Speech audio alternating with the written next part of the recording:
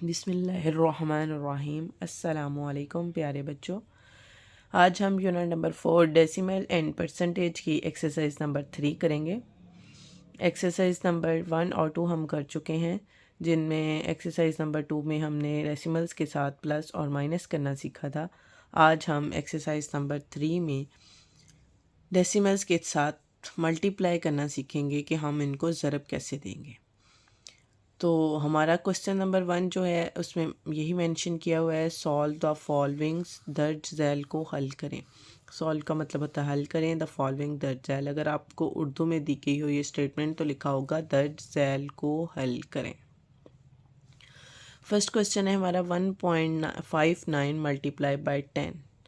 हम इनको सॉल्व भी करते हैं और उसके साथ साथ मैं इसमें आपको डेसिमल्स की पोजीशंस के बारे में भी बताऊंगी कि प्लस और माइनस में जो डेसिमल्स की पोजीशन होती हैं वो एज इट इज़ रहती हैं, वो चेंज नहीं होती। लेकिन मल्टीप्लाई और डिवीजन में डेसिमल्स की पोजीशन हम उनके डिजिट्स को काउंट करके लगाते हैं। जैसे हमारा फर्स्ट क्वेश्चन है जो कि हम लर्निंग पॉइंट के प्लेटफॉर्म पे सॉल्व कर रहे हैं। इसमें हमारा फर्स्ट क्वेश्चन है जिसमें को हम सॉल्व करने की ट्राई करेंगे। हम क्या करेंगे 1.59 मल्टीप्लाई बाय 10 यानी कि 10।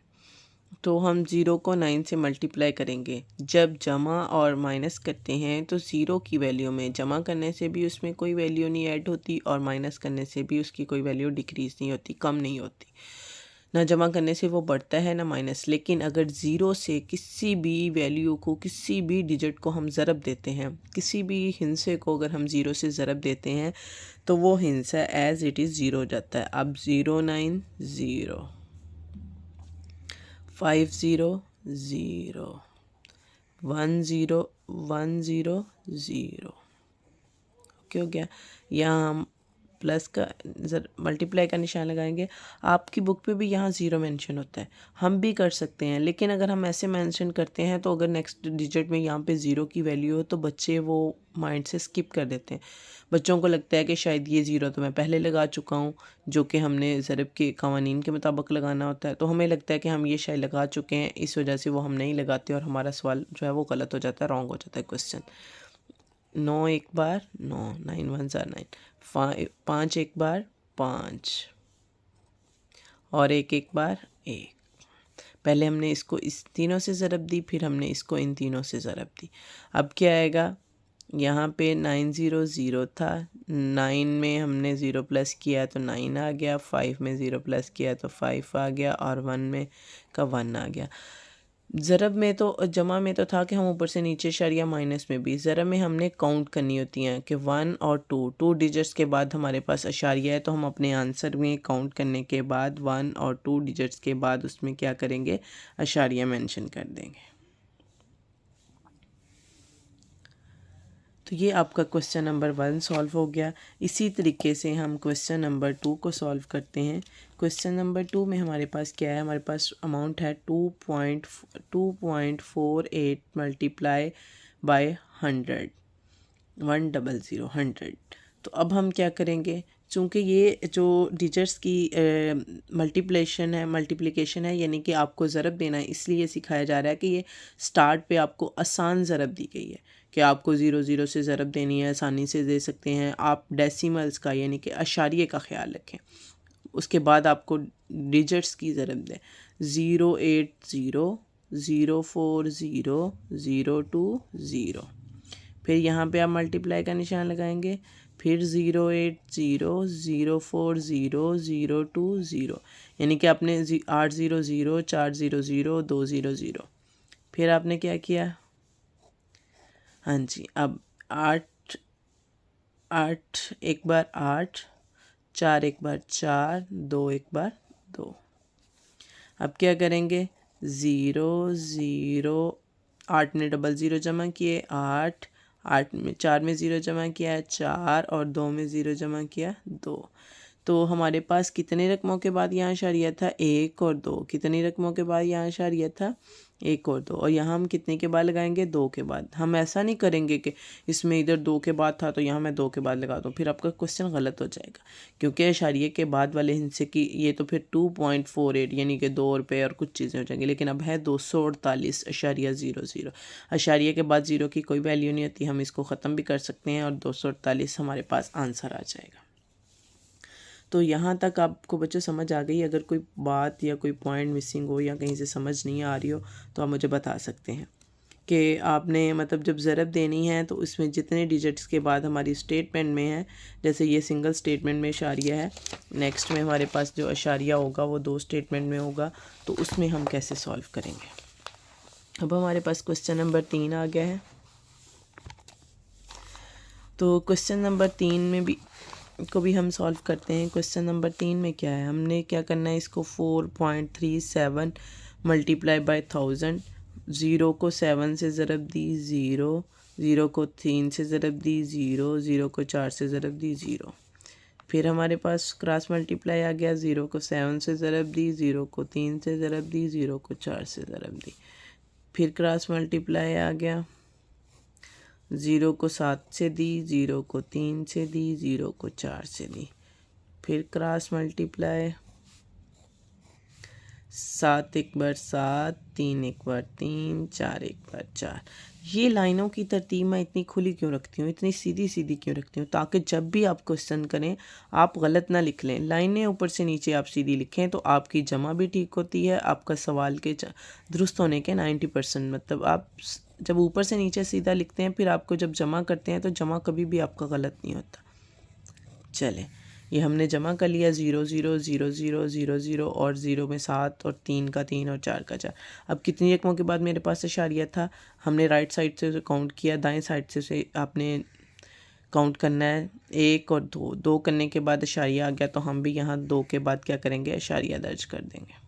तो हमारा आ गया 4370.4370.00।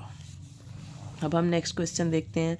ये चूँकि 100 से, 1000 से और 10 से 10, 100, 1000 से मल्टीप्लाई करना निस्बतन आसान है, लेकिन उन्होंने हमें इसमें इशारिये की वैल्यू को समझाने के लिए ये चीज़ दी हुई है।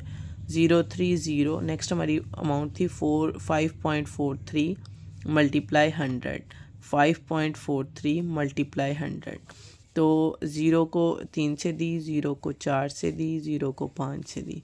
फिर क्या करूँगी, 0 को 3 से, 3 0 0, 4 0 0, 5 0 0। अब हम क्या करेंगे, अब करेंगे 3 एक बार 3, 4 एक बार 4 और 5 एक बार 5। ऊपर से क्या लेके आऊँगी, 0 0 और 3 और 4, 4 में 0 जमा किया 4, 5 का 5 आ गया। कितनी रकमों के बाद इशारिया था, गिन के बताएं मुझे, 1 और 2। 1 और 2 के बाद इशारिया था वो हमने पुट कर दिया। अब हम नेक्स्ट ई पार्ट की तरफ चलते हैं। हमारे पास स्टेटमेंट है 3.03 मल्टीप्लाई बाय 100, 3.03 ज़रब 100। तो 3 0 0 0 0 0 3 0 0 3 0 0 3 0 0 0 0 3 0 0। फिर से क्रॉस मल्टीप्लाई, 3 एक बार 3, 1 0 0, 3 एक बार 3। हम क्या लगाएंगे, 0 0 3 0 3 और कितनी रकमों के बाद इशारिया, 1 और 2 के बाद। तो ये हमारी 2 रकमों के बाद इशारिया आ गया। यहाँ तक ओके। अगर कोई बात कन्फ्यूजन है, किसी की समझ नहीं आ रही तो आप मुझसे पूछ सकते हैं। आप लर्निंग पॉइंट के साथ सीख रहे हैं। अब हमारे पास नेक्स्ट क्वेश्चन है, एफ पार्ट है इसका, 3.06 ज़रब 1000 1000। तो हम इसको ज़रब करते हैं, 6 0 0 0 0 0 3 0 0 0 6 0 0 0 0 3 0 0। फिर से क्रॉस मल्टीप्लाई, फिर से 0 से ज़रब देनी है, 0 0 और 3 0 0। अब हम क्या करेंगे, 6 एक बार 6, 0 एक बार 0 और 3 एक बार 3। हम जमा करेंगे। 0 का 0, 0 में 0 जमा किया, 0, 3 में 0 0 0, 6 का 6, 0 में जमा किया 0 और फिर से 3। कितनी रकमों के बाद इशारिया है? 2 के बाद। तो हमारा आ गया 3060। ठीक हो गया। अब अगर आपको इसमें से कन्फ्यूजन, आप देखें मेरी लाइनें सीधी होती हैं। जब भी आप ये तरतीब तकसीम और ज़रब में लाइनें सीधी रखेंगे, जमा और तफरीक में आधे से ज़्यादा चांस ये होते हैं कि आपका सवाल पहले ही ठीक हो, क्योंकि जमा और ज़रब करते हुए आपको परेशानी नहीं होती। अब हमारा जी पार्ट है, इसमें है 3.54 ज़रब 100। तो 3.54 को आपने 100 से ज़रब देनी है। 400 500 300 400 500 300, 4 एक बार 4, 5 एक बार 5, 3 एक बार 3, 0 0 4 5 3।